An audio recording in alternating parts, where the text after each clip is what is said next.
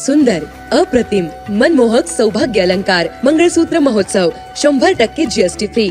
मयूर अलंकार, सराफ बाजार आणि गंगापूर रोड, नाशिक. ताज्या बातम्यांसाठी नाशिक न्यूजच्या YouTube चॅनलला सबस्क्राइब करा आणि बेल आयकॉनला प्रेस करा.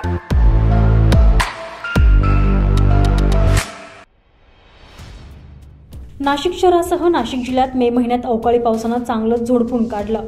यामुळे मात्र भाजीपाल्यासह फळभाज्यांचं मोठं नुकसान झाल्यानं सध्या नाशिक बाजार समितीत आवक घटलेली आहे. त्यामुळे किरकोळ बाजारात भाजीपाल्याच्या दरात किलोमागे 20 ते 40 रुपयांना वाढ झालेली आहे.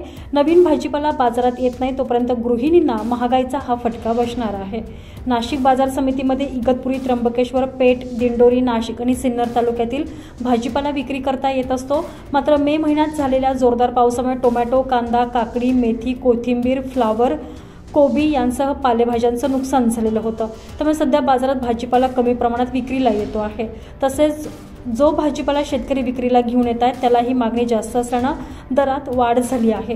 पुढील काही दिवस भाजीपाल्याची आवक अशीच कमी राहणार असल्यानं दरही वाढतेच राहतील असं भाजी विक्रेत्यांकडून सांगितलं जात आहे.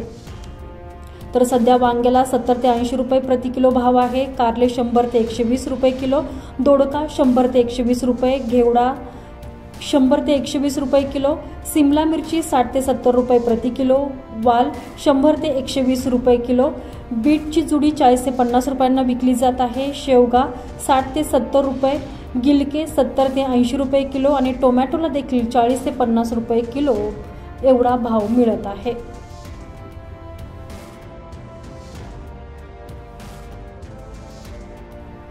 संजय परमार, नाशिक न्यूज, नाशिक.